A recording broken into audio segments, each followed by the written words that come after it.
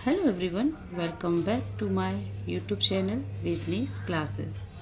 सो guys, आज मैं फिर से एक कहानी लेकर आ गई हूँ जिसका नाम है the lion go to war. I hope ये कहानी आपकी इंग्लिश को इम्प्रूव करने में काफ़ी हेल्प करेगी। तो प्लीज़ बहुत ही ध्यान से सुनना, और जो इसके मैं मीनिंग बताऊँगी बहुत ही ईजी हैं और आपकी इंग्लिश को इम्प्रूव करने में काफ़ी हेल्प करेगी। तो आप ध्यान से सुने और लास्ट में इसका मैं मोरल भी बताऊंगी। ओके, छोटी सी कहानी है लेकिन आप ध्यान से सुनना। Okay, the lion going to war. The lion going to war. War कहते हैं युद्ध को।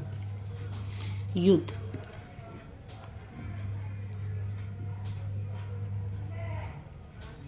युद्ध, युद्ध माने लड़ाई में झगड़ा। ठीक है, तो जो लॉयन है वो युद्ध के लिए जाता है, लड़ाई करने के लिए जाता है। कैसे, आगे हम पढ़ते हैं।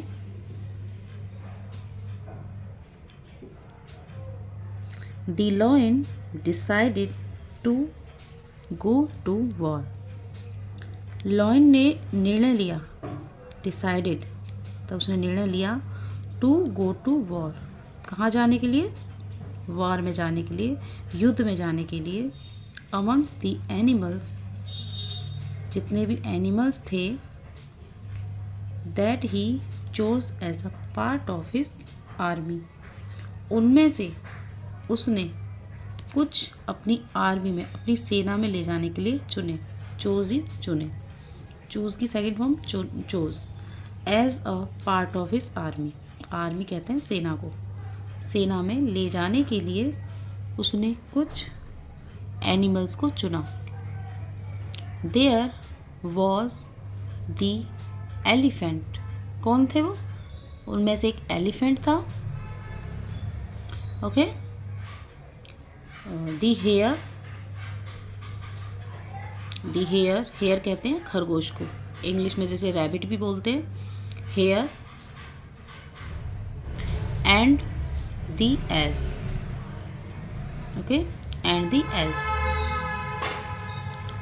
द अदर थॉट, और जितने भी एनिमल्स, उन्होंने सोचा, the hare and the ass would be of no use.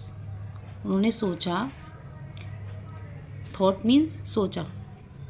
Okay, the other thought, दूसरों ने सोचा, the hare and the ass, ass कहते हैं डोंकी को, गधे को। वुड, विल की second form would, past form कह सकते हैं इसे, past form would be of no use, मतलब इनका क्या ही यूज़ होगा, इनका कोई यूज़ नहीं है। तो इस पर वो जो शेर है वो क्या कहता है? However the lion said, lion कहता है कि जो लॉयन कहता है, सैड मीन्स कहना। ओके, सैड दैट, यहाँ पर दैट का यूज़ होगा की के लिए, कि द एज वुड बी, जो एज है, एज में मीन्स गधा, वुड बी मतलब बनेगा, हिज ट्रम्पीटर। ट्रम्पीटर कौन होते हैं? जो शोर करते हैं, जब युद्ध होता है तो वो शोर करते हैं ना, एक शंखनाद करने वाले जैसे, तो ट्रम्पीटर। तो कहते हैं कि जो एज है वो हमारा ट्रम्पीटर बनेगा।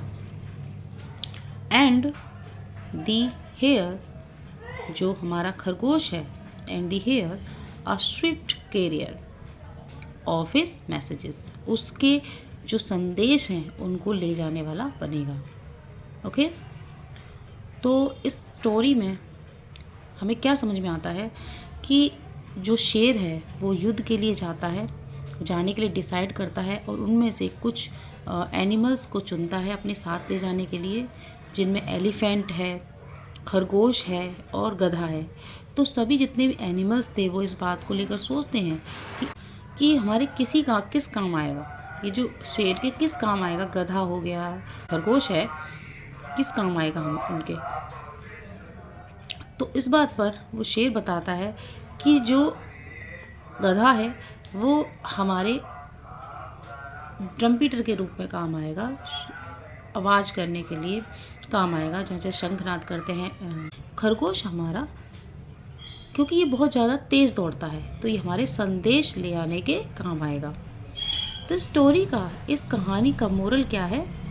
Each one has a special to send. सभी की अपनी एक क्वालिटी होती है, सभी अपने आप में महत्वपूर्ण हैं, इसीलिए हमें कभी किसी को छोटा नहीं समझना चाहिए। किसी की हाइट देखकर, किसी का रंग रूप देखकर और किसी की मतलब एज देखकर ये नहीं सोचो कि इसमें क्या क्वालिटी है क्या नहीं। सभी अपनी एक क्वालिटी लेकर इस पृथ्वी पर पैदा हुए हैं और सभी का अपना एक महत्व है। Okay, so guys, I hope ये स्टोरी आपको काफ़ी अच्छी लगी होगी। Thank you for watching.